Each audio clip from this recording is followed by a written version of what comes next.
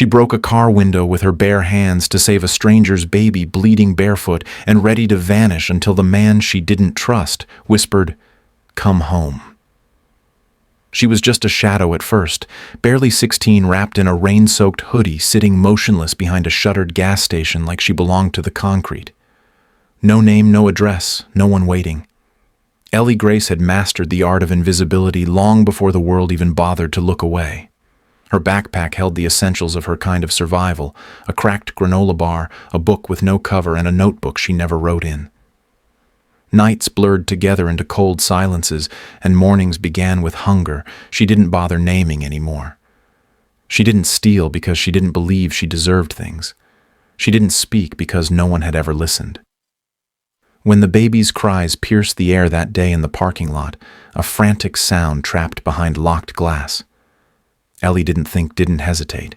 She broke the window barefoot, pulled the screaming child out with bleeding hands, and vanished before gratitude could catch up to her. It wasn't heroism. It was memory. She had once cried like that, unseen and unheard. What she didn't expect was that someone saw her, really saw her. And what followed was not a rescue, but something far harder: the slow unraveling of armor, the tentative trust in shelter, and the ache of realizing that sometimes staying is braver than running. This is her story, not of being found, but of choosing not to disappear. The rain had been falling for hours, the kind that didn't just soak you, but seemed to crawl inside your bones and whisper that you didn't belong. It drummed relentlessly on the rusted metal roof above Ellie's head, each drop like a tiny hammer against steel, sharp and unkind. She sat curled tightly behind the back wall of an abandoned gas station, her body folded in on itself, arms wrapped around a frayed backpack that held everything she had left, though that wasn't saying much. Her hoodie, once white, was now the color of storm water, clinging to her frame like a second skin. Beneath her, the concrete was cold and cracked, soaked through, and smelled faintly of gasoline and mold. The corner where she huddled wasn't dry, not really, but it offered a sliver of shelter from the wind that kept howling through the Kentucky hills like something wild and wounded. Ellie didn't sleep. She hadn't truly slept in days, not because she didn't want to, but because she didn't dare. Sleep made you vulnerable. Sleep meant you didn't hear the footsteps until they were too close. Sleep meant you woke up missing something: your bag, your shoes, your safety. Or worse, you didn't wake up at all. So she sat, eyes half-lidded but alert, trained on the shadows that moved in the periphery. Her mind drifted in and out like the static hum of a broken radio, replaying fragments of sounds, voices, faces she no longer trusted. The world had become a blur of exits and corners of silence and calculation. Trust no one. Leave no trace. Keep moving. That was the rhythm that kept her going, the lullaby she repeated when the ache in her stomach got louder than the rain. She adjusted her position slightly, the movement making the plastic grocery bag wrapped around her socks crinkle faintly. The makeshift layer between her soaked shoes and bare feet had long since failed, and now each toe burned with cold. She pressed them against the underside of her thighs, trying to salvage what little warmth her thin body could generate. It was June, technically summer, but the rain didn't care. It came in sheets, unrelenting, and the wind chased it through every alley like it had a grudge. Ellie's teeth chattered once, twice, and she bit the inside of her cheek to make it stop. Noise drew attention. Attention was danger. She couldn't afford either. She stared ahead at nothing, the street just a smear of gray through the slats of the boarded-up building. A rat darted past, its movement quick and sure, disappearing behind an overturned trash can. She envied it in a strange way. At least it knew where it was going. Ellie didn't. She hadn't had a destination in weeks, maybe months. Time was a blur now, measured only in hunger and miles walked. There had been a girl she'd shared a shelter mat with once back in Memphis, Lena, or maybe Lila. She had a name that started with L, and a mother who used to brush her hair every night. Ellie remembered that detail not because she'd cared, but because it felt like fiction. A mother, a brush, nightly, impossible.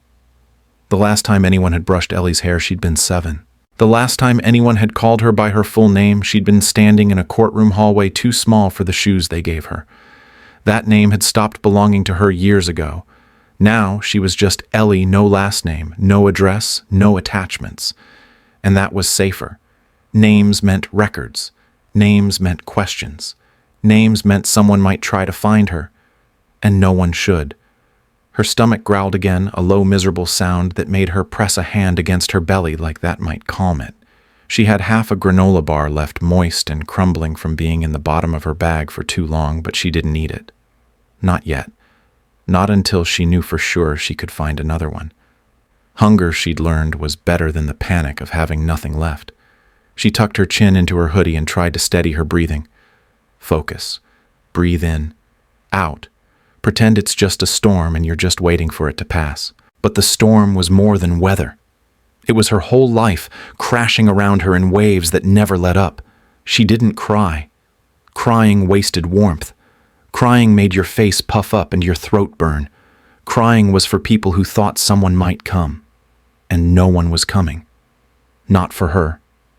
She wasn't lost. She was erased. Discarded. A ghost girl in a country that prided itself on streetlights and missing posters, but only for the kids someone missed. The thunder cracked again, this time close enough that the metal roof vibrated above her. Ellie didn't flinch. Her fear had calcified into something else, an alertness so constant it had numbed her. She was a wire-pulled taut, ready to run, always. She pulled the bag closer, feeling the familiar corners of the notebook inside pressing against her ribs. It didn't matter what she wrote in it. She never looked back. Words were weight, and she'd long since learned to pack light. Still, she kept it. Maybe just to remember she once had things to say. Or maybe because even the discarded deserve a record. Rain slid down her nose. Her breath fogged in the air. Somewhere far off, a dog barked once and was silent. Ellie closed her eyes for 3 seconds. No more. She counted them carefully. Then she opened them again, watched the darkness breathe, and told herself again that she'd make it through the night. Not because she believed it, but because it was the only thing left to say. Inside the thin, weather-beaten backpack that Ellie clutched to her chest like it was stitched from skin and memory, there was nothing most people would consider valuable. No money, no phone, not even a full change of clothes. But to her, its contents were everything she had left in the world. The first item, a hoodie faded to a dull gray from sun and time, with a fraying hem and a torn seam at the wrist where she used to thread her thumb through in the colder months. It wasn't warm anymore, hadn't been for a while, but it carried the faintest scent of laundry detergent from a shelter she couldn't even remember the name of. She kept it, not because it helped with the cold, but because it gave her hands something to hold on to when they shook, which they did sometimes, especially at night when her body remembered things her mind worked hard to forget. The second item was a book, more accurately what was left of one. The cover had long since fallen off, and the spine was cracked so deeply that pages spilled out like feathers whenever she unzipped her bag too quickly. She didn't remember where she got it. Maybe a bus stop bench, maybe a laundromat waiting room. It didn't matter. She'd read it 100 times now, enough that the words had worn grooves in her brain. It was a novel, something about a girl who could speak to ghosts, or maybe she was a ghost, it didn't matter. What mattered was that in the story, the girl was never really alone. Someone always saw her, even if they couldn't touch her, even if they didn't know her name. That idea kept Ellie going on nights when her own name felt like a myth. The third item was a little plastic zip baggie with at least a dozen tiny packets of salt, those flimsy paper-thin sleeves they hand out with drive-through fries. She didn't even like salt. It made her lips crack and her throat burn. But she'd learned that a pinch on the tongue could dull the sharpest hunger even for a few minutes. And when she was lucky enough to get her hands on something plain, an unbuttered slice of toast from a diner trash bin, a packet of boiled rice someone forgot on a bus stop bench, the salt made it taste like something. Not good. Just like something. Ellie had once known how to live. Really live. There had been a time when she had a toothbrush in a cup, and a drawer full of socks, and a lunch packed in a purple box with grapes and peanut butter crackers. She remembered the box because it had her name written on the lid in marker. The letters a little smudged from where her fingers rubbed it every day. That was before everything broke. Before her mother vanished into a night that never ended, before caseworkers gave her new names and temporary beds and told her to be good, be quiet, don't run. But she always ran, not because she was wild, because she knew what waited if she stayed. Now life was no longer something to live. It was something to survive. And survival meant learning the exact weight of a full can of food so you could snatch it fast without making noise. It meant knowing which bus stops had heating vents and which janitors looked the other way when you curled up under the plastic benches. It meant counting steps, checking exits, memorizing the route from any point to any alley in under 5 seconds. It meant never letting your guard down, not even when someone smiled at you, especially then. Kindness had teeth. Kindness had. And Ellie knew better than to reach for a hand that could close into a fist. She unpacked her bag every night, not out of habit, but ritual. She would unzip it slowly, pull out each item with care, as if she were reminding herself of the inventory of her own existence. Hoodie, book, salt, a comb with 3 missing teeth, a packet of tissues with only 1 left which she never used, a black pen with no cap that sometimes still worked if she scribbled in circles long enough. A photo? No, not a real one. A picture torn from a magazine of a girl with braids and a dog sitting in the sun smiling. She kept it at the very bottom of the bag. She didn't know why.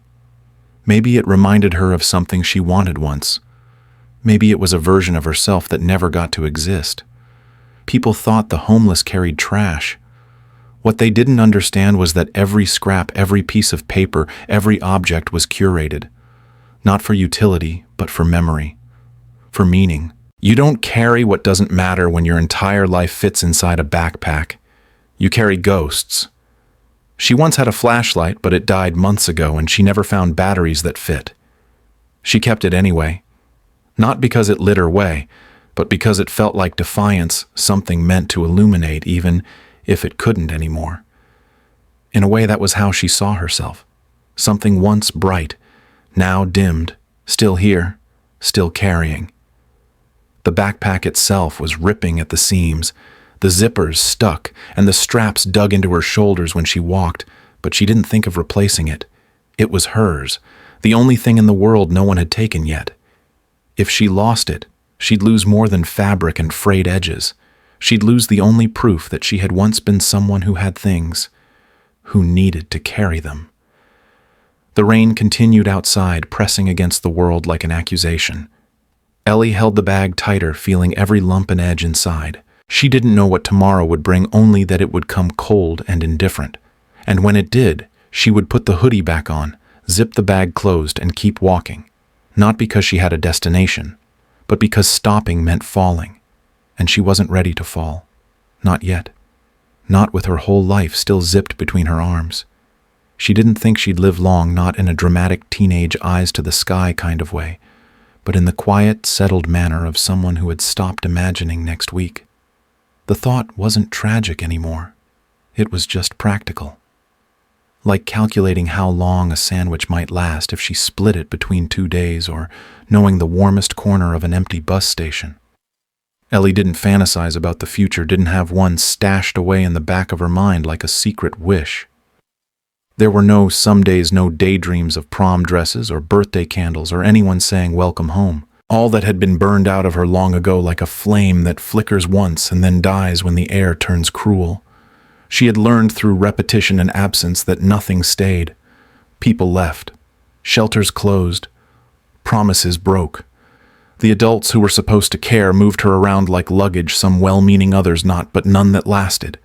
And each time she was handed over to another set of arms or another blank hallway, something small inside her folded in.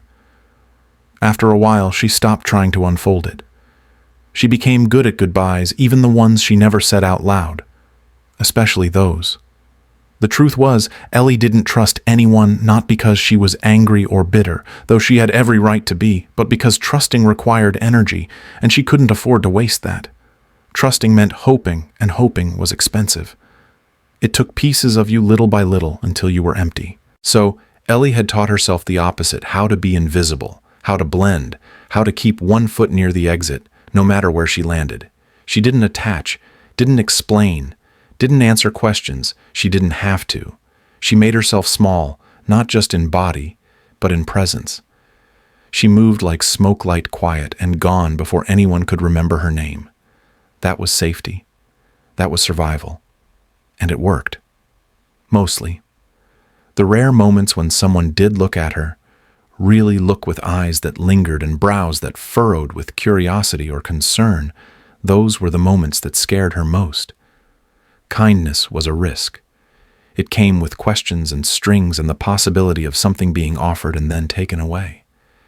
Ellie didn't want to be offered anything, not food, not warmth, not comfort, because if she accepted any of it, she might remember what it was like to have it, and remembering hurt worse than hunger. You couldn't miss something you never tasted, but she had tasted it once. Before everything went sideways, before courtrooms and foster homes and that last day, she didn't speak at all because what was the point? Before she learned how easily the system could lose you, file you under the wrong name, send you to the wrong town and never bother to fix it. Before she realized that silence was safer than screaming. She still remembered the feel of her mother's hand, warm, a little rough from working long hours at a diner, always smelling faintly of soap and onions. That hand had held hers on the last bus ride they ever took together. Ellie didn't know where they were going, but she knew her mother had been scared, knew she had looked over her shoulder too many times, knew she had kissed Ellie's forehead too hard and said, "Be good, baby," with a voice that cracked in the middle. The next morning she was gone. No note, no trace, just gone. And Ellie had been good. She had sat there quietly until someone found her. She had gone with the officer. She had answered questions. She had waited days, weeks, years, but her mother never came back. So Ellie stopped waiting. And now she didn't wait for anyone. She didn't sit still unless she had to. She didn't expect someone to show up with answers or warmth or rescue. The idea of rescue felt laughable, like something from a Disney movie that played on shelter TVs when the staff forgot to lock the remote. Real life didn't come with fairy godmothers. Real life came with calloused hands that pushed you toward the next form, the next bed, the next goodbye. Ellie had learned to stop craving explanations. Maybe her mother had tried to come back and got lost. Maybe she got arrested. Maybe she just didn't want a daughter anymore. The why didn't matter. The result was the same. Alone was alone, no matter the story. And now alone was normal, predictable, quiet. That's what she liked most about it. The silence. Not having to explain herself. Not having to smile or pretend. Not having to tell anyone why she didn't flinch when someone yelled nearby or why she never took food unless she saw where it came from. She knew her brain worked differently now, wired by fear and rewired by survival. She noticed exits before she noticed people. She watched hands before faces. She listened for tone more than words. All of it was reflex. All of it was armor. She didn't call it trauma. She didn't call it anything. She just called it normal. And if that sounded cold to someone else, fine. She wasn't living for someone else's version of her. She wasn't living for anyone at all, not really. Just enduring. Just moving. Just staying 1 inch ahead of the next worst thing. That was enough. That had to be. The morning came without sunlight, just a dull gray smear in the sky that announced the rain had taken a brief pause, but would be back soon. Ellie sat still beside a green industrial dumpster behind the supermarket, legs folded tightly under her back, pressed to the chilled brick wall. Her body was a silhouette of silence, unnoticed by most and intentionally forgettable to the few who might glance her way. She didn't huddle like someone afraid. She settled like someone resigned, someone who knew this corner of concrete and garbage wasn't a hiding place, but simply the next place. Around her, the first signs of movement began. Delivery trucks beeped as they backed into loading bays, metal doors creaked open and carts squeaked across wet asphalt. Store employees in maroon aprons passed close by, some laughing, some yawning, all carrying coffees they didn't finish. No one spoke to her. She preferred it that way. Ellie didn't beg. She never held out her hands or mumbled for change. It wasn't pride she'd long since shed, that it was survival. Attention was a risk and pity was a predator in disguise. She wasn't interested in anyone's concern and she didn't need to explain herself. If they couldn't see her, they couldn't try to help. And if they didn't try to help, they couldn't hurt her when they got tired. So she stayed quiet, still unbothered. She wasn't waiting for anything and certainly not for anyone.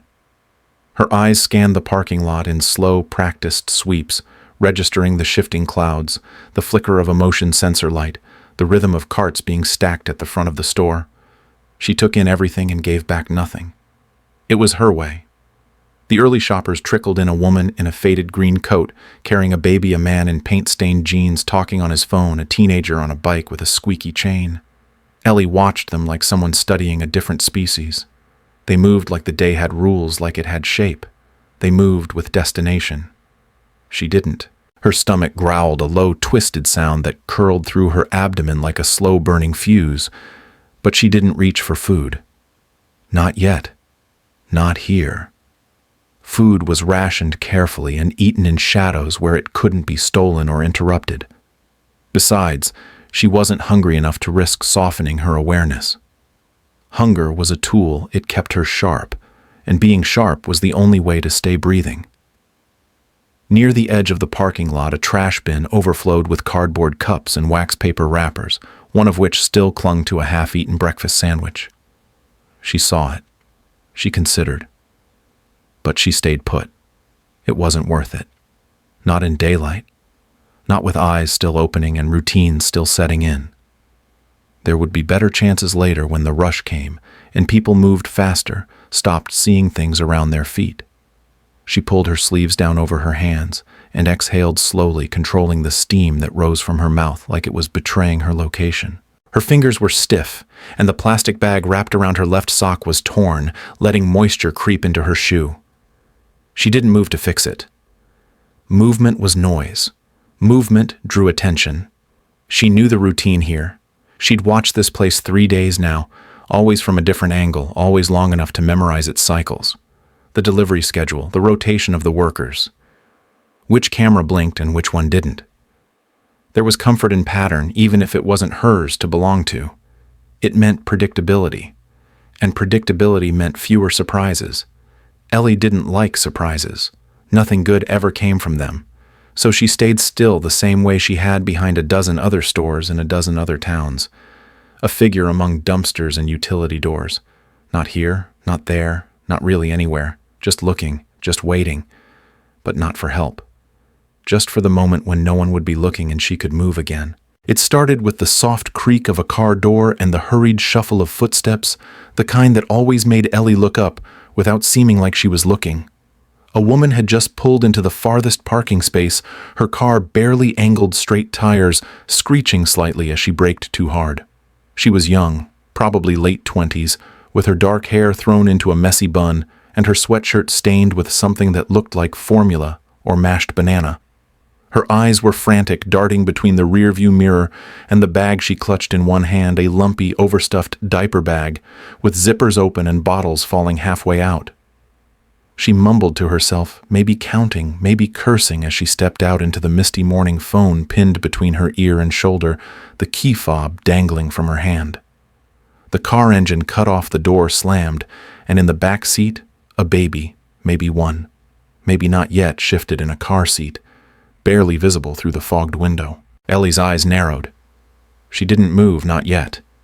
She just watched. The woman fumbled with her bag, pulling it open and digging furiously, then shut it again like it had personally failed her. She tried her front pockets next, then the side of the diaper bag again. Her phone clattered to the pavement. She picked it up, muttered something sharp under her breath, then ran toward the store entrance bag swinging off her shoulder, one shoe untied. It happened so fast that if Ellie had blinked, she might have missed the exact moment the woman left the baby behind, still strapped in, still moving slightly but alone. The door locks clicked automatically as the woman rushed away.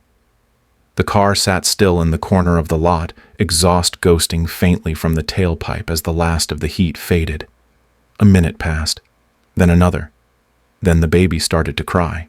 At first it was a soft whimper, a sound Ellie had heard before in other alleys, other corners, half asleep infants held too tightly or left too long. She didn't react. Babies cried. That was normal. But this one didn't stop. The whimper turned into a full-throated wail, a raw sound filled with panic and desperation, and Ellie's shoulders tensed. The baby kicked inside the seat, tiny fists flailing at the straps that held them in place. The crying grew louder, more erratic, rising in frantic waves that echoed through the lot even over the rumble of approaching trucks. A hand, tiny, red and open, slammed against the foggy window. Again, and again, and again. The baby wasn't just crying now. They were screaming like they knew no one was coming back. Ellie stood slowly, her legs stiff from the cold, her fingers white around the straps of her backpack. She didn't mean to care. She didn't want to. She told herself this wasn't her business, but the sound it drilled into her chest like a memory, like something she'd buried long ago but couldn't keep down now.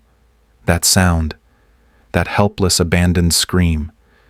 She had made that sound once. She was sure of it. And no one had come. Not then. Not ever. She moved quietly but quickly, stepping out from behind the dumpster and into the empty lane.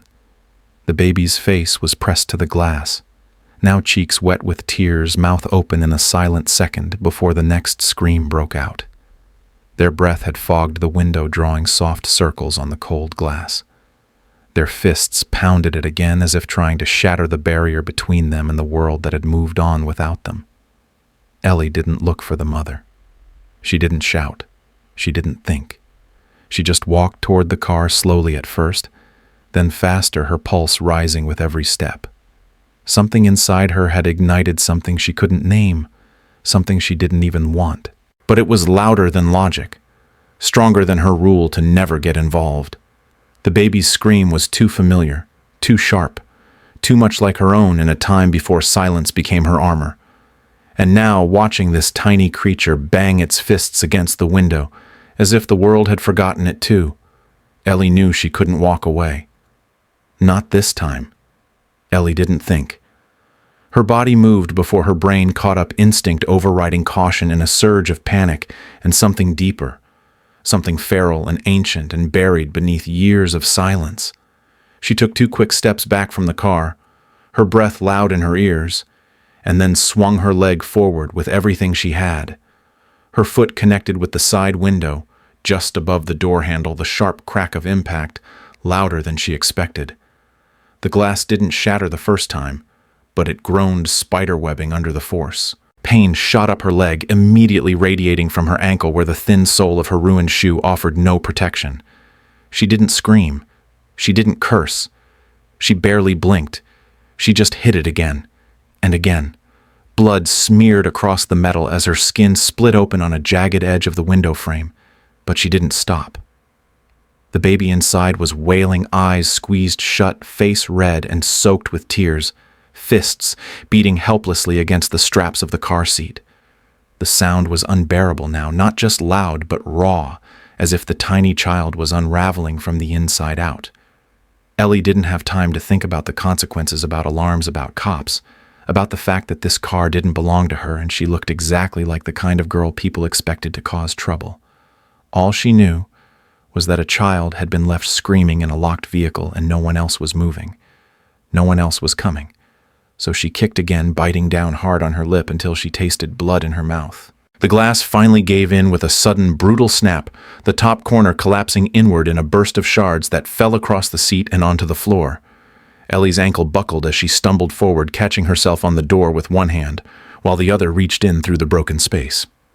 The air inside the car was stifling, thick with heat and the sharp sting of broken glass. The baby screamed louder now, flailing harder, as Ellie struggled to unlatch the door from the inside. Her fingers shook, slick with blood and sweat, as she groped for the lock. A second of panic surged when she couldn't find it, when the door resisted, and for a terrifying heartbeat she thought she might be too late. But then a soft click. The lock released. The door swung open. She dropped to her knees and reached for the child, her movements surprisingly gentle despite the adrenaline coursing through her veins. The baby's little hands clawed at her arms as she fumbled with the car seat straps, their cries vibrating through her ribcage like a second heartbeat. Ellie whispered something she didn't even know what. Maybe it's okay? Maybe nothing at all, just sound to anchor the moment. The buckle gave way at last, and she pulled the child into her arms, cradling them against her chest with a kind of desperation that didn't belong to strangers. The baby clung to her immediately, fingers digging into her hoodie face, pressing into the crook of her neck. Their sobs turned into hiccuped gasps, the kind that came after too much fear and not enough comfort. Ellie held them tightly, rocking slightly, her breath shaky, as the blood from her ankle began to soak into her sock. She didn't care. She barely noticed. The pain was somewhere far away, muffled by the pounding in her ears and the heat of the child's skin against her own. Around her, the parking lot had gone still. A few people had stopped to stare, frozen at a distance, unsure whether to interfere or applaud. No one moved toward her. No one asked if she was okay. And that was fine. She wasn't here to be seen. She was here because something inside her couldn't let this go, not this baby, not this moment, not when the sound of that cry had peeled open something in her that had long since been sealed shut. She stood slowly, favoring her bleeding foot, the child still curled against her, lighter than she expected, trembling but alive. The broken window framed them both in jagged light, the morning sun finally cutting through the clouds like it had waited for this. Ellie didn't smile. She didn't cry. She just held the baby closer, her breath shallow, her heart racing with something like fury or maybe relief, and for the first time in a very long time she felt something sharp and dangerous take root in her chest. Not fear, not sorrow, just this: I couldn't let it happen again. Ellie didn't wait. She didn't speak. She didn't look back. The moment the baby's breath began to steady against her neck, the moment she felt the tight little fists unclench just slightly, she placed the child gently on the front seat, made sure they were stable, and backed away without a word. Her hands were still trembling, blood mixing with rainwater and sweat, but she didn't stop to clean them. She didn't wait for the mother to come sprinting back from the store. She didn't linger to explain what had happened, or to brace herself for shouts, or applause, or questions. She simply turned and walked away. Fast, steady, and quiet, like a shadow peeling itself off the edge of a scene it was never meant to belong to. Her ankle throbbed with each step, the sock soaked through, now the plastic bag around her foot, torn to ribbons. But she didn't limp. She didn't allow the pain to slow her, not until she was halfway down the alley, behind the store, the smell of wet cardboard and exhaust curling in the air. Only then did she allow herself a breath long, ragged, shallow. Not relief, not pride, just breath, just proof that she was still here, that the moment hadn't devoured her, that she hadn't lost herself in it. She didn't feel heroic. The thought didn't even cross her mind. She hadn't done something good. She hadn't saved a life. She had simply done the only thing her body would allow, because the sound of that baby's cry, the desperation, the terror had hit something in her that no longer had a name. It wasn't about being brave or selfless or kind. It was about not bearing it. That sound, that memory, that unbearable echo of a younger version of herself who had cried just as loudly, just as brokenly, and been met with nothing, with silence, with locked doors, with the back of a caseworker's coat disappearing down a hallway. Ellie hadn't saved a child. She had silenced a scream that she couldn't stomach hearing again. That was all. She didn't feel warm or lit from within. She felt shaky, cold, angry maybe, though she didn't know at who. The mother, no. The world, too big. Herself, probably. It didn't matter. Emotions were like noise, she tuned them out. Too much feeling was dangerous, made you forget the rules. And the rules were what kept her alive. Keep moving. Don't explain. Don't expect anything. Don't stay long enough to be known. She paused only once at the edge of the alley, glancing back just far enough to see a blur of motion at the car. The mother had returned, eyes wide, arms frantic, as she yanked open the front door and scooped the baby into her arms. The woman looked around wildly, scanning the lot for answers, for witnesses, for someone to credit or blame. She didn't see Ellie. Ellie made sure of that.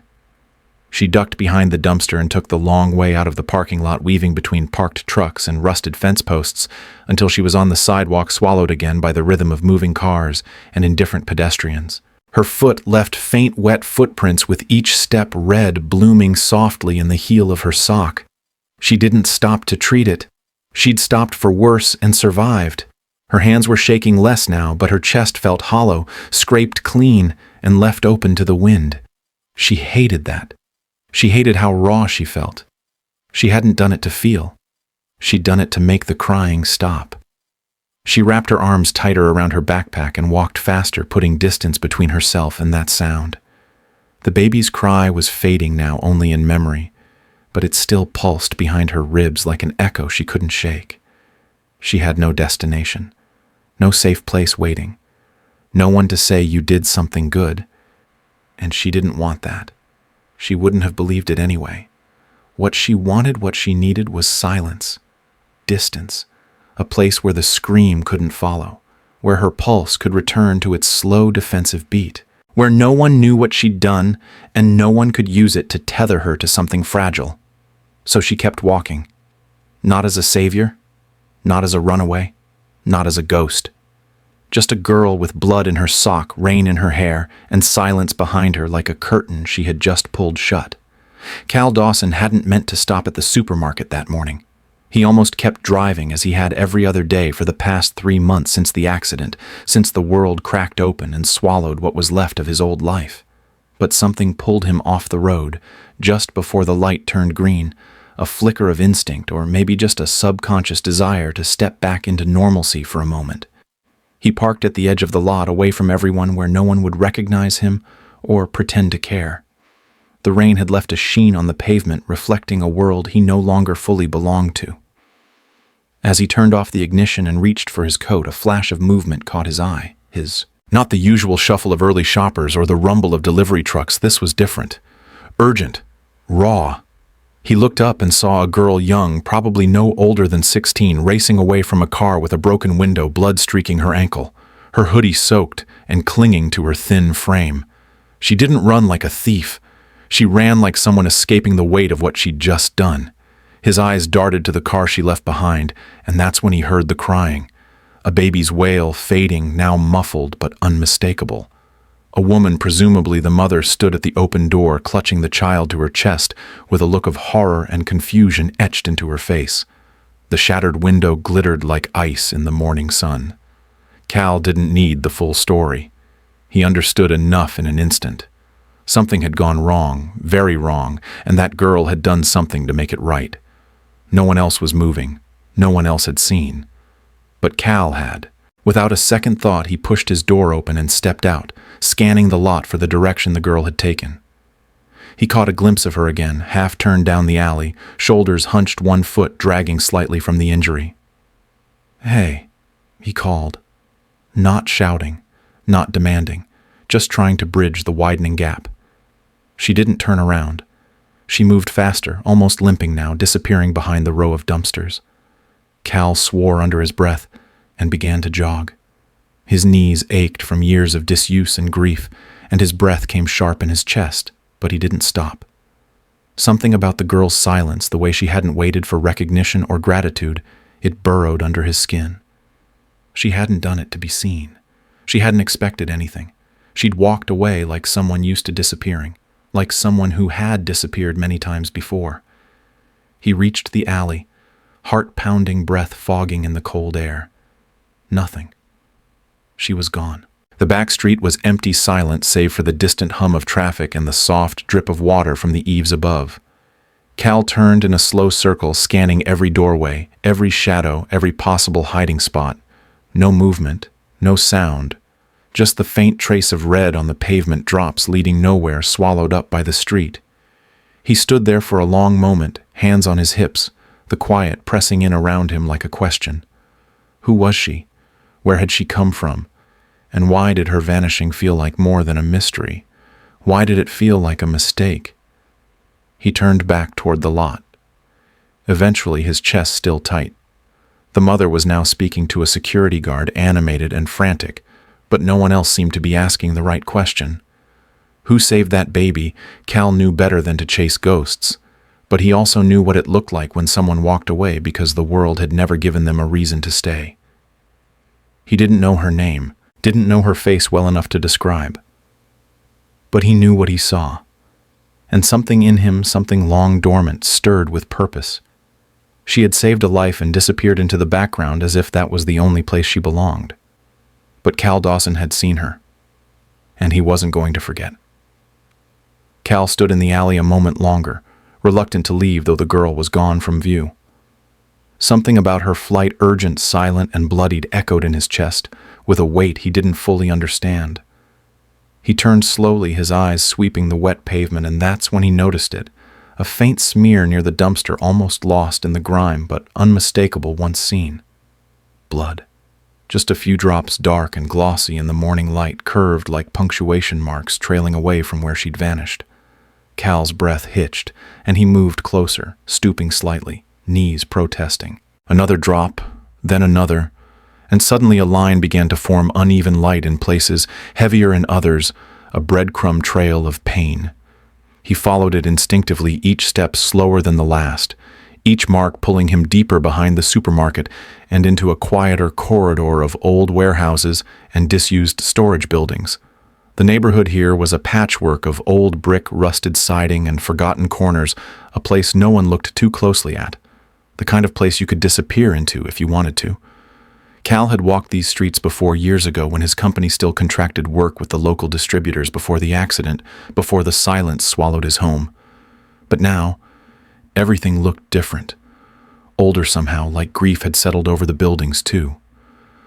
The blood trail led him past a shuttered loading dock, around a collapsed fence, and toward an old metal shed tucked near the back of a mechanic's lot. The building leaned slightly as if tired of holding itself up, and its windows were dark, their edges webbed with grime and time. At first glance, it looked abandoned, forgotten. But as Cal moved closer, he saw the faintest imprint of movement inside, a flicker of shadow, a silhouette shifting out of sight. He stopped, heart suddenly loud in his chest. Was it her? Was she hiding? Was she hurt? The trail of blood led directly to the door, where a single smudged footprint had dried into the concrete, a small socked foot stained red at the heel. Cal hesitated, unsure if he had the right to be here, unsure if this moment was his to claim, or if he was about to shatter something fragile with the weight of his presence. He didn't want to scare her. He didn't want to corner a wounded animal. But he couldn't walk away. Not now, not with the echo of that scream still haunting the edge of his hearing, and the image of her bloodied foot burned into his mind. He lifted his hand and knocked, gently. Once. Then again. Softer. "I'm not here to hurt you," he said, his voice low and steady, just loud enough to carry through the door, but not enough to alarm. He waited. Silence. Then from somewhere within, the sound of something shifting fabric, maybe, or the scrape of a boot across the floor. But no voice, no reply. Cal kept his stance, non-threatening hands, visible breath even. "I saw what you did," he continued, almost a whisper now. "You saved that baby. You didn't have to, but you did." Still no answer. He wasn't sure what he expected. A thank you, a confession, a door swinging open with tears, and a story. No. That wasn't how this worked. He knew pain when he saw it, and this girl, whoever she was made of walls and bruised silence. She didn't want kindness. She didn't believe in it, but maybe she needed it anyway. Cal stood there a few seconds longer, then took a slow step back. "You don't owe me anything," he said quietly. "But if you need help, I'll come back." He paused again, watching the door as if it might move, hoping for any sign. Nothing. Just stillness. Just breath. Cal turned and walked away, the sound of his own footsteps loud against the concrete. He didn't know if she would ever open that door, but now he knew where it was, and more importantly, so did she. The second knock came later that afternoon, soft and steady like the first, but this time Ellie didn't pretend she hadn't heard it. She sat on the cold concrete floor of the abandoned storage shed, one leg stretched out in front of her. The blood from her ankle dried now into a dull, rust-colored stain on the edge of her sock. The room smelled faintly of motor oil and old rain, the kind of smell that clung to places forgotten by everyone else. She'd heard him the first time, the man with the voice too calm to be a cop and too warm to be a threat. She'd watched him from the slit in the boarded-up window as he stepped back after knocking, eyes scanning the rusted corners of the lot like he wasn't looking for danger but for permission. He hadn't tried to force his way in, hadn't shouted or made a scene. He'd just said a few quiet words and left. That was new. Most people didn't leave without demanding something first. So when he came back again, Ellie stood. Slowly. Warily. Not out of fear, but out of calculation. She pressed her back to the wall near the door, heart steady but alert, and waited until the knock came again before she stepped into view. She didn't open the door all the way, just enough to be seen. A narrow gap, enough for air, not trust. He was older than she expected, mid-50s maybe, with tired eyes and the kind of face that didn't flinch when it met pain. His jacket was damp from the earlier rain collar, slightly crooked like he'd been in a hurry but didn't want to look like it. When he saw her, he didn't speak right away. He just let out a breath, not loud, not sharp, more like a silent recognition. "Hi," he said at last, voice level. "I didn't think you'd open the door." Ellie didn't answer. Her hand stayed firm on the inner handle. The silence stretched. Not tense, not awkward, just waiting. The man took a small step back, hands still at his sides. "I saw what you did," he said again. "Back at the parking lot. You saved that baby." His tone wasn't full of awe or praise, just plain truth stated like fact. That was brave. Ellie's eyes flicked to the side, scanning the lot for exits, then back to him, still not speaking, still watching. She didn't fidget. She didn't blink. She stood there like a locked door wearing a girl's face. The man hesitated, then softened his voice. "I'm not here to turn you in. I just wanted to know your name." That made her blink. Just once. Something flickered behind her expression. Disbelief, maybe, or suspicion. She looked at him for a long time before answering. And even then the words came slowly, like she had to build them as she went. "Ellie," she said at last, voice hoarse from disuse. Then after a beat, "Grace." Her lips pressed together as soon as the name left her mouth, as if sealing it in place. Cal nodded as if he understood it wasn't entirely real but mattered anyway. "Ellie Grace," he repeated softly. "That's a good name." She didn't respond, just looked at him like she was waiting for him to do what people always did, ask more, reach in, try to claim something. But he didn't. He stayed outside the door, still and respectful, not pushing. "I'm Cal," he said finally. "Cal Dawson." Another pause. Another silence. She didn't say his name back, didn't offer anything, but she didn't close the door either. And that for her was a beginning. Cal didn't ask where she came from or how long she'd been staying in the shed or why she'd run like her life depended on it.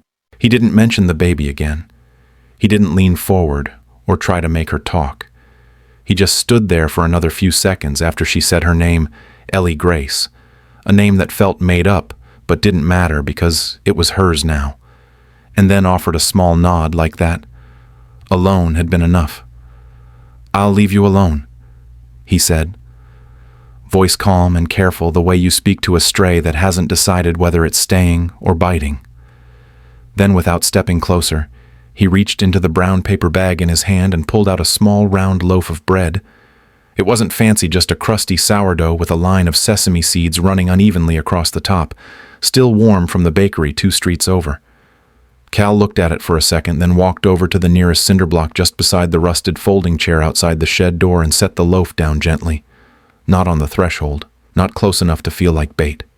Just there, within reach, but ignorable. A gesture, not a trap. "You don't have to eat it," he said, adjusting the edge of his coat. "I just thought maybe you hadn't had anything warm in a while." That was all. He didn't linger, didn't watch to see what she would do. He simply turned and walked back across the gravel lot toward his truck boots, crunching softly under the weight of morning. Ellie stood there in the doorway, her fingers still curled around the inside handle, her whole body like a coiled wire. She watched him go, not moving, not blinking her eyes, shifting only once to the bread. It sat there, innocuous, golden, almost glowing against the gray cement block. She didn't reach for it, she didn't trust it. Food left behind was almost always a trap. Someone wanted something, a conversation, a confession, a way in. That's how it worked in shelters and group homes and alley corners behind diners with leftover biscuits. A full belly came at a price. Kindness was rarely free. Her stomach growled almost out of protest, and she clenched her jaw to silence it. She wasn't going to fall for it, not even for something that smelled like real flour, like salt and thyme and safety. She backed away from the doorway, slowly shutting it with care, making no sound. Inside, the air was still thick with the scent of old grease and wood rot, but her space was her own. She lowered herself back down onto her blanket, pulled the frayed corner over her foot, and sat there with her back to the door, arms around her knees. She didn't eat the bread. Not that day. Not that night. But she didn't throw it away either. And later, when the sky turned dark and the wind crept in through the broken panel in the roof, she found herself glancing at it through the sliver of open window, just a lump of something left behind by a man who hadn't tried to touch her pain. He hadn't tried to fix her, just offered warmth without words. It unnerved her more than cruelty ever had, because cruelty you could fight. But kindness you remembered, kindness made you want, and wanting was dangerous. So she stayed still, unspeaking, the bread untouched, her hunger biting deeper. But something else had shifted, too quiet and invisible. For the first time in days, maybe weeks, she didn't sleep with her shoes on. The first few days passed like shadows, stretching across concrete, quiet, cautious, measured. Ellie stayed close to the back of the lot, choosing to sleep inside an old delivery truck that hadn't moved in years. Its rusted frame creaked with even the slightest shift in weight, but the cab was dry and the broken sun visor shielded her from the outside world, just enough to feel less exposed. She never truly slept, not in the way other people probably did. She drifted light alert, a kind of resting that kept her half aware, her muscles still ready to bolt. Her blanket, a thin patchwork of old flannel stitched by more hands than she remembered, was folded each morning before the first engine turned over in the neighboring repair shop. Her body moved with routine precision, no hesitation. She wiped down the vinyl seat with the same corner of a cloth she used to polish the handle of the cab, making sure not even a smudge betrayed her presence. She left no trash, no food crumbs, no loose strands of hair. When she stepped out of the truck, it was like she'd never been there. The truck became her shell, her cocoon, silent, steel-bound, barely big enough to sit upright in, but it gave her something more important than comfort and visibility. During the day, Ellie kept her movements minimal. She watched the workers at the auto shop without drawing attention. She stayed in the shadows behind the stacked tires or crouched near the oil drums that lined the fence.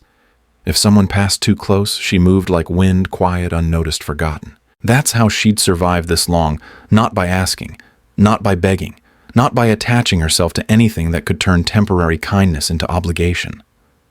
Her hands stayed clean, her presence undetected, and she made sure she never used the same hiding spot twice in a row. The routine grounded her even if she didn't trust it. The shed remained her fallback shelter if the truck ever became unsafe, but for now it was the cab that gave her the illusion of safety. Every night she slipped in through the passenger side, careful not to let the creak of the door travel farther than the wind could carry it. She lay down lengthwise across the seat, one arm under her head, the other clutching her backpack like it held her very existence. Her shoes, ragged, still spotted faintly with blood, remained by her feet, ready to pull on in a blink if she needed to run. Each morning before the sun lifted the fog off the lot, she was already awake, moving through a practiced routine that belonged more to a soldier than a 16-year-old girl. The blanket was folded, tucked into her pack. The truck was wiped down again with the same cloth, leaving nothing behind. She checked her surroundings in 3 directions before stepping out, never through the same door twice, and always with her hood drawn low. Though Cal came by each day, never too early, never too close. He didn't ask questions. He didn't linger. Once she saw him replace the loaf of bread with a small wrapped sandwich, placed in the same spot on the cinder block without a word. She didn't take it the first time. The second day, she moved it out of the rain. The third day, it was gone by morning. Cal never mentioned it, never looked for thanks. That silence made it bearable. Ellie didn't know how long it would last. She didn't believe in permanence. People offered shelter like fishing lines cast out to reel you in only to throw you back when you stopped struggling. So she prepared for the days she'd need to disappear again. The truck would show no sign she'd ever been there. The shop workers would barely remember her shadow. The sandwich crumbs would be swept into the corner of the lot by wind, and Cal might wonder, but he wouldn't chase. Still, each morning she lingered a moment longer than the last before stepping out of the truck. And though she never admitted it, there was something about the way the truck door groaned open just as the world stirred awake that made her feel for a heartbeat like part of something. Not belonging, not trust, but presence. And for now, that was enough. Cal noticed her patterns before he ever dared admit it to himself. Every morning just after sunrise, he'd leave a small breakfast. Something simple. A sandwich wrapped in wax paper, a hard-boiled egg with a pinch of salt, sometimes even a slice of warm cornbread if he had time to pass by the diner. He'd place it gently on the same cinder block just outside the storage shed and walk away without a word. And every evening when he came back to check, it would still be there untouched. Not stolen, not eaten, just sitting like a sealed question that neither of them was willing to answer. On some days he thought maybe she wasn't there anymore, that she'd moved on or found another place to disappear into. But he'd always spot the smallest clues, a print in the dirt near the old truck, a scuff on the rear tire, the faintest shift in the dust inside the windshield. She was still here, still surviving, just not engaging, not in the way most would. She didn't beg, never came close to asking for more, never knocked on the back door of the shop or waited for him to speak. She just existed, quietly, carefully, on the edge of his periphery. And yet Cal could feel her presence like a temperature shift, subtle but undeniable. The difference between empty space and someone breathing in it. She moved like she belonged nowhere, touched nothing for fear of being noticed, and avoided eye contact like it might burn. But she was there, and he couldn't unsee her. The strange thing was how complete her silence was. Not even hunger seemed to make her flinch. Cal knew that kind of restraint wasn't natural for a girl her age. He could see the way she glanced at the food, sometimes eyes flickering across the loaf or sandwich like a predator gauging the risk of a trap. But she never reached. Not once. Not even when her shoulders sagged like they carried the weight of 100 sleepless nights, or when the morning wind cut through her thin hoodie like a blade. He never pushed. He never asked if she was hungry, never questioned her choices. He just kept leaving the food, kept showing up. The shop boys eventually noticed something was different. They didn't know about her, not really, just a few half-formed observations like the missing sandwich once in a while, or the fact that Cal always seemed to sweep the back corner of the lot himself these days. He shrugged off their curiosity with practiced ease, told them the back area was just where he liked to think. But truthfully, he was watching. Not spying, just making space. Ellie on her end understood the rules without them ever being spoken. She never crossed the threshold into the shop, never used the restroom or asked for water. She kept to her sliver of space behind the old truck and the shed, appearing only as necessary and vanishing just as quickly. But inside she was watching too, noticing, testing. Cal didn't ask questions. He didn't stand too close or talk too long. He didn't treat her like a project or a danger. And most importantly, he didn't flinch when she didn't say thank you. That restraint unsettled her more than she liked to admit.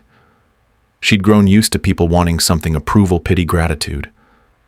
But Cal just existed in parallel. He didn't try to fix her. He just left space for her to exist. He wasn't offering rescue, he was offering room. And that made her nervous, because space could become habit. It could start to feel safe. But safety was an illusion, and Ellie didn't believe in illusions anymore. So she watched the bread go stale, the sandwiches shrink under the afternoon sun, and she stayed still, unspeaking her hunger wrapped in layers of distrust. She didn't know why he kept coming. Maybe he was waiting for her to break. Maybe he was just stubborn. Or maybe, though she'd never admit it, he saw her not as a burden or a stray, but as a person who had every right to take up space even if she never asked for it. It was a quiet Sunday morning, the kind where the clouds hung low and the air smelled faintly of damp earth and motor oil. Cal hadn't planned to bring his son that day. Usually he liked to keep that part of his life separate. his quiet observation of the girl behind the shop and the slow, steady work of being a single father, trying to rebuild something that resembled peace. But his regular babysitter had fallen through, and Cal couldn't leave the boy alone. So for the first time, the boundaries between the world where Ellie existed and the world Cal lived in began to blur. His son Theo was 6. Curious in a quiet way, the kind of child who didn't speak unless he had something to say, and who spent more time watching the world than trying to bend it to his will. He was content that morning to sit in the cab of Cal's truck, kicking his legs and humming tunelessly while Cal loaded supplies into the back. Ellie was nearby, hidden behind the old delivery truck, as always crouched low with her arms wrapped around her knees. She had heard the arrival, the second set of smaller footsteps, and had tensed instinctively. Children meant unpredictability, and unpredictability was danger. But she stayed still. Her breath shallow, her heartbeat louder than usual. Cal didn't mention her, didn't look her way, but he was aware of her presence the way one is aware of the wind brushing the back of their neck. He moved slower that morning, more mindful of space and sound, sensing the shift in energy. And then something small and unexpected happened. Theo, bored with his seat, slid out of the truck and wandered toward the back where Cal was stacking tools. His eyes, bright and sharp, scanned the lot and landed without hesitation on the sliver of movement behind the delivery truck. "Daddy," he said, tugging on Cal's jacket. "Is that Ellie?" It was said without accusation, without fear. Just a simple, honest question, a child naming something he'd sensed long before anyone else had spoken it aloud. Cal's body froze for a second, caught off guard not by the question, but by the softness in the voice that carried it. He looked down at his son, then slowly up toward the truck. And in that moment, Ellie heard it too. The name, spoken gently, like it belonged to someone. She didn't move right away, didn't run, though that was her first instinct. Her fingers dug tighter into her sleeves, and her breath caught. She hadn't heard her name spoken aloud in weeks, maybe longer. Not like that. Not as something normal. Not as something human. Her head turned slightly, just enough to let one eye peek around the edge of the truck. Cal saw her. So did Theo. The boy didn't wave, didn't speak again. He just stood there, eyes wide, gaze meeting hers with a kind of uncomplicated sincerity only children could give. Ellie didn't answer, didn't nod, but something in her face cracked just a little. Her lips parted, her eyes shimmered, and she blinked once hard. She looked away fast, but not before Cal saw it. The sheen in her eyes, the way her shoulders dropped ever so slightly, the look of someone trying desperately not to fall apart from the smallest kindness. She didn't speak. She didn't come forward. But she didn't disappear either. She stayed there behind the truck, unseen, but not invisible anymore. And Cal, standing beside his son, knew something had shifted. Later that afternoon, long after they'd gone and the shop had gone still, Ellie finally crept out from her hiding spot and sat on the cinder block where the sandwich used to be. She didn't eat. She didn't cry. But she touched her fingers softly to her cheek, as if surprised to find it damp. The name still echoed in her mind, Ellie, spoken without judgment, spoken like truth, spoken like it mattered. It happened without warning, like most important things do. Ellie had started helping in small ways around the back of the shop. Nothing formal, nothing discussed. Just gestures, picking up a rag and wiping down a surface that had already been wiped, gathering tools and placing them in the general vicinity of their proper homes, moving silently through Cal's orbit, like a ghost trying to remember how to be flesh again. That afternoon she stood at the basin sink near the side of the garage, sleeves rolled up past her elbows, rinsing a stack of metal bowls used for mixing grease compounds. The water was warm, the sponge worn, and the steel smelled faintly of machine oil and something older, something that clung to things no matter how hard you scrubbed. She didn't like dishes, not because of the chore, but because it gave her too much time to think, too much stillness. The sink didn't require her full attention, and that was dangerous. She worked quickly at first, efficiently, mechanically. Her hands moved like she'd done it 100 times because she had. In other kitchens, in other houses, in other lives. Before. The steam from the water fogged the edge of the plastic basin, and the repetition of her motions should have been grounding. Instead, it loosened something. She scrubbed the last bowl, rinsed it, set it on the drying towel beside the others, and then her hand stopped, just hovered there, sponge still in her palm, dripping. And then the first tear fell. Not loud, not gasping. Just a single drop sliding down the ridge of her cheek, catching the edge of her jaw and falling into the soapy water. She didn't flinch, didn't sniff or wipe it away. She just stood there staring down at the sink, letting the water run and run as if it could wash away the thing she had no name for. Another tear followed. Then another. Her throat didn't tighten. Her breath didn't break.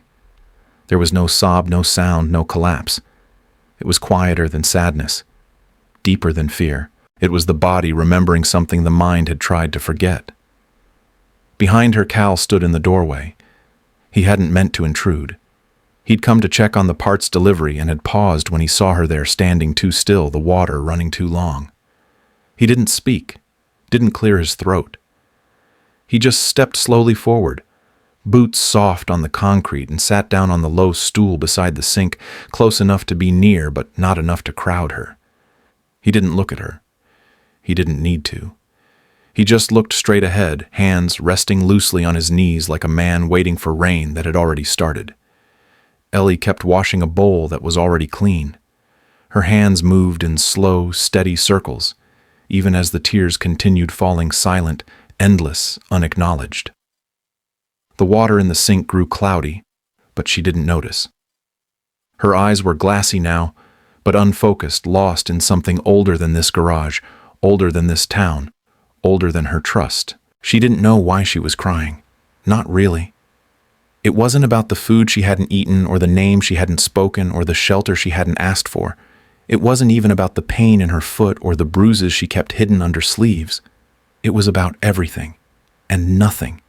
The kind of ache that builds slowly over years of being unseen and then cracks suddenly when someone finally stays. Cal didn't offer a tissue, didn't put a hand on her back. He just sat there steady and quiet, a presence that didn't ask for anything. He let the silence grow full and warm, not empty and cold. He let her cry without making it a spectacle, and somehow that was what made it safe. Ellie finished rinsing the last bowl and turned off the tap. Her eyes were red, her sleeves damp from where she'd finally wiped at her face, but her posture didn't fold. She stood there taller now somehow, and glanced at him once, just enough to acknowledge his being there. She didn't thank him. He didn't expect her to. But that night when she slipped back into the old truck to sleep, she didn't lock the door behind her. It started with a red one. A Coke cap dented on one side, still clinging to the faint scent of sugar and rust. Ellie found it wedged beneath the rear tire of the delivery truck one morning, gleaming faintly under the pale wash of dawn. She didn't know why she picked it up. It wasn't useful. It wasn't food. It wasn't something she could trade or wear. But something in the way it caught the light made her pause.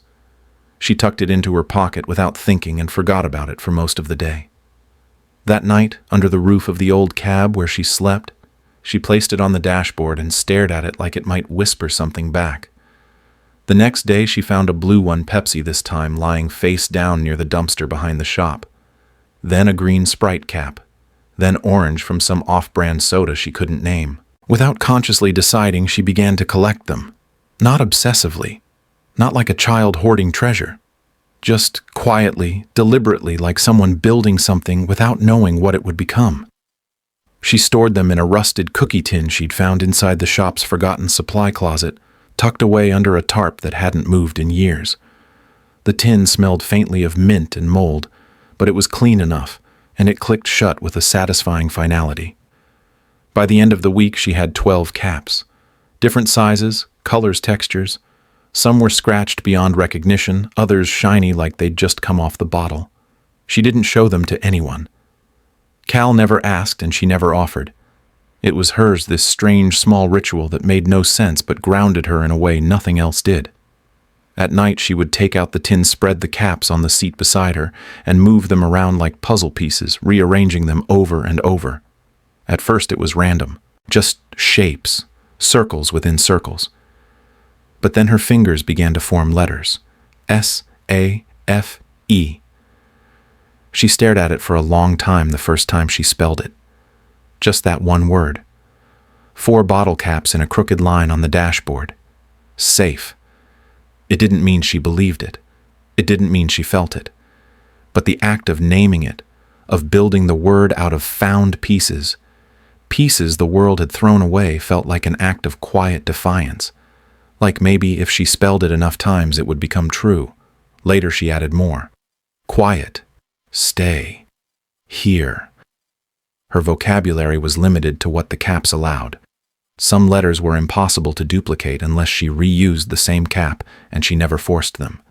The limitations made the messages feel more honest, more earned. One night when the rain tapped gently on the roof of the truck, she spelled out, hope. It took every cap she had. She stared at it until her eyes blurred, then packed them back into the tin and curled up with her back to the world. She didn't cry. She didn't smile. She just felt something. Cal noticed the caps once, though she never told him what they meant. He found one lined up carefully on the edge of the sink where she did dishes. A purple Fanta cap placed just so. He didn't touch it, didn't ask. He just left it there. And maybe that was the point. The caps weren't declarations. They weren't pleas. They were echoes of something Ellie couldn't say aloud yet. She didn't need anyone to understand. She just needed a way to speak, to name the things she was afraid to believe in. So each day she collected more, not always on purpose. Sometimes they just found her under a bench beside a tire in the corner of the lot near the weeds, and each time she'd pick them up gently, clean off the dirt, and place them in the tin like they mattered, because to her they did. They were proof, not of what had been, but of what could be. It was late afternoon when Cal found her sitting alone behind the garage, her knees drawn up to her chest arms wrapped tight like she was holding herself in place. The air was warm, thick with the scent of oil and grass, and the light was soft, golden hour, they called it. He'd seen her in that exact spot before, crouched behind the old stack of tires, invisible to the world and yet quietly rooted. But something about her posture today was different. She wasn't tense. She wasn't alert. She looked still. Not calm, not content, but still in that way wild things sometimes are when they finally stop running. He didn't say anything at first. He never did. That was the rhythm they had settled into his silence, her space. But this time he cleared his throat and took a slow step forward, not too close, just enough to let his presence be felt. "I'm not here to push you," he said gently, kneeling down beside the stack of tires, his hands resting loosely on his thighs. I have to ask something." Ellie didn't look at him. Her chin stayed tucked down, eyes fixed on a patch of gravel near her shoe. But she didn't move away either. That was permission enough. Cal studied her for a moment. The way her fingers clutched her sleeves, the way her shoelaces were tied in a perfect double knot as if untying them would undo her whole structure. And then he said it soft, but plain. "Are you going to leave?" It wasn't an accusation. It wasn't even curiosity. It was the kind of question that had no weight behind it except care. And maybe that's why it landed so hard. Ellie's head dipped lower. Her shoulders hunched, and she didn't answer with words. She just gave the smallest shake of her head, slow, deliberate. No, she wasn't going to leave. Cal exhaled the breath more like release than relief. He didn't say good or thank you. He didn't smile. He just nodded slowly, his eyes scanning the horizon as if that answer had anchored something in the dust. "I figured," he said after a moment, "you've been cleaning up after yourself like someone who plans to stay." That earned the smallest twitch of her lips, not a smile, not quite, but a flicker of something near it. They sat like that for a while, not talking, not needing to. The silence wasn't heavy this time. It was something else shared. Cal picked up a nearby bottle cap, a red one, and turned it between his fingers thoughtfully. "I see those things you line up," he said finally. "Out back, on the cinder block, in the sink corner." Ellie froze, not with fear, more like a deer sensing it's been seen. She didn't move, didn't speak, but her breath caught just enough for him to know she'd heard. "I don't know what they mean," he added, careful not to look directly at her. "But I think they mean something to you." Another pause. Then, without turning, Ellie whispered, barely audible, "They're words." Cal nodded. "I figured." Another beat. Then he asked, just as softly, "What does today say?" Ellie hesitated, then finally raised her head and looked toward the row of caps she'd arranged earlier near the rusted toolbox. 4 letters, small, quiet, defiant. Stay. She didn't explain. He didn't ask. But in that one word, everything unsaid between them was laid bare, the running, the fear, the hunger for something she couldn't name. Cal rose slowly, brushing dust off his knees. "All right," he said. "Then we'll figure it out. One day at a time." He didn't offer a plan, didn't ask for promises. He just turned back toward the garage, leaving space for her to follow or not. Ellie stayed where she was for a few minutes, watching the sun dip lower behind the trees. Then she stood up, dusted off her jeans, and tucked the bottle cap into her pocket. For the first time in a long time, she wasn't afraid of being seen. It came quietly, like all the most important things did with Ellie. Not in a burst, not in a dramatic flare of emotion, but in a hush, fragile and trembling, as if the words themselves had to climb their way out of somewhere deep, dark, and buried. She had been sitting on the old tire just behind the garage where the afternoon sun filtered in through the slats of the broken fence, warming her arms in stripes of gold and shadow. Cal had left her be most of the morning, giving her space as he always did, working on an old carburetor at the workbench, letting the hum of the tools fill the silence that hung between them. He knew not to press, knew that when she needed to speak she would, or she wouldn't. And either way he wouldn't push. She was fidgeting with something in her hands, a bottle cap red, weathered, and almost completely smooth. It had once spelled a letter, but the paint had long since faded, leaving only the texture beneath her thumb as a memory. Cal noticed the way she kept rubbing it between her fingers, not like a toy, but like a tether, something that held her together. He glanced over, not expecting anything, and was about to return to his work when she spoke. "Cal," she said, her voice rough with disuse, not loud, not timid either, just raw, like something brand new. He looked up, startled not by the sound, but by the certainty in it. "I'm not good at staying," she whispered, eyes still on the cap. "Not on him. I never have been." The words hung in the air like a thread, delicate and exposed. Cal said nothing, only nodded slightly, letting her continue at her own pace. Her fingers tightened around the metal. "I always run," she said slowly, as if confessing not to him but to herself. "Even when people don't tell me to, even when they're not cruel. I just go, because I don't know how not to." There was a pause then, long and full, as if the world itself held its breath. Cal waited, his hands, still his eyes steady, anchored to her in the silence. But this time she said, finally lifting her gaze to his, not with confidence but with something more honest, more open, "I want to learn." Her voice caught just slightly on the word learn, like it didn't quite belong in her mouth yet. But she said it anyway. Brave in its own way, not a declaration, not a promise, just a hope, a want. "I want to learn how to stay." It wasn't a vow. Ellie didn't believe in promises. They were made to be broken, usually by the people who held all the power. But this was something else. This was a beginning, and she gave it to him without demand or expectation, just the quiet truth of a girl trying for once in her life not to disappear. Cal didn't move, didn't smile or cry or say anything soft and poetic. He just nodded again, once slow and deep, like he'd been waiting for this, not the words, but the moment beneath them. Then he stood up, walked back to the shop, and returned a few minutes later with an old key. He didn't offer it to her, just set it on the edge of the table next to her and said, "This opens the office inside. It's warm, has a couch. No one uses it but me." And then he walked away. Ellie stared at the key for a long time after he left, the sun dipping lower behind her, casting her shadow longer across the concrete. She didn't pick it up. Not yet. But she didn't walk away either. Her fingers curled tighter around the bottle cap in her palm, and for the first time she allowed herself to believe not in safety, not in permanence, but in the possibility of learning, of choosing, of staying. And that for her was everything. It happened on a quiet afternoon, the kind that didn't announce its importance until much later when memory turned ordinary moments into turning points. Cal had finished his work early that day. The trucks were in decent shape, the invoices had been sent, and the lot outside the shop was washed clean by a soft morning rain that had left the air smelling like oil and petrichor.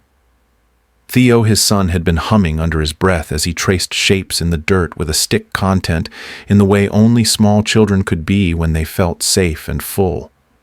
Ellie was sitting on the cinder block near the truck where she used to sleep, her cookie tin of bottle caps resting on her lap, the lid open. She was sorting through them slowly, not rushing, not hiding, just letting her fingers move across the colorful metal circles with quiet purpose. It had become something of a ritual, an unspoken rhythm. She returned to when words felt too heavy or the world tilted just slightly off balance.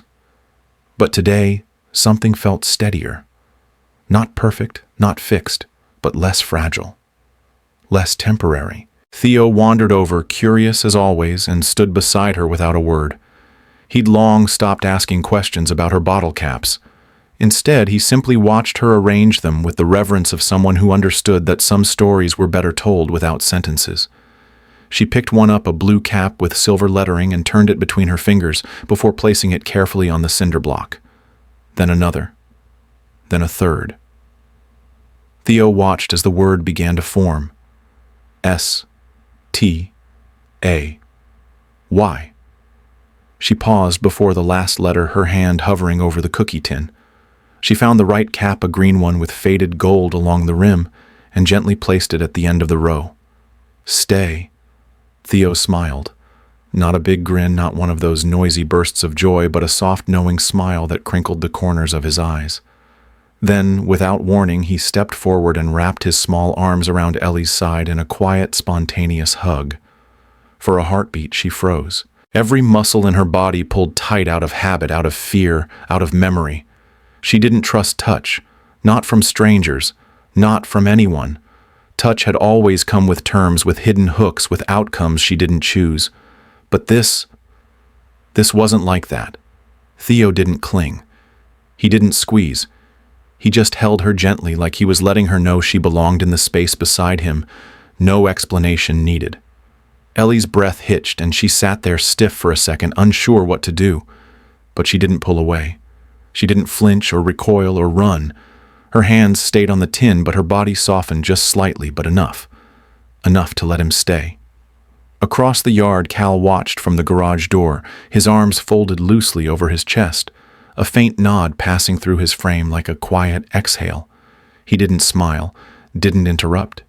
He knew enough to let the moment be what it was, a fragile thing blooming in silence. When Theo let go, he didn't say anything. Just plopped down beside Ellie and looked at the row of bottle caps like it was a treasure map. Ellie glanced at him, then at the caps, then back at Cal. For a second their eyes met, not in confrontation, but in recognition. And in that look something settled. Not a contract, not a decision carved in stone, but a quiet agreement. She would stay. Maybe not forever, maybe not even for long, but long enough to try. Long enough to belong, long enough to let the word mean something. That night, as dusk draped its blue-gray arms over the lot and the world hushed beneath the hum of distant crickets, Ellie returned to her usual corner. She opened her tin. One last time, rearranged the caps just once more, and left them there on the dashboard of the old truck where anyone who passed by might see the word. Stay. Not as a command, not as a plea, but as a choice. A whisper turned into a promise. A girl who had once only known how to run, now learning how to remain. In real life, there are many Ellies around us, people who've learned to survive in silence, who expect nothing, ask for nothing, and move through the world unseen. But just like Ellie sometimes, all it takes to begin healing is a space to stay, not a palace, not a perfect home, just one safe corner where they're not judged, not rushed, not fixed, just seen. The lesson here isn't about grand gestures. It's about presence, the kind that shows up quietly, consistently, and asks nothing in return. Cal never forced Ellie to trust him. He didn't demand her story or offer cheap comfort. He gave her time, and in that time, she learned the courage to stay. In our own lives, maybe that's the kind of kindness we can offer too, not the kind that saves people, but the kind that lets them save themselves. If you know someone who's been running emotionally, physically, or silently from pain, they don't need you to chase them. They need you to wait, to sit quietly nearby with an open door and an open heart. Because sometimes the bravest thing a person can do isn't escape, it's remain. So ask yourself, who in your life might need a little less advice and a little more space to just be? And if you're the one who's been running, maybe today's the day you give yourself permission to stay. If this story moved, you drop a comment below. Who was your Cal growing up, or who needs one now? Don't forget to save this video for the days you need a reminder. And if you want more stories like this, hit that subscribe button, because sometimes the quietest stories are the ones that heal us the most.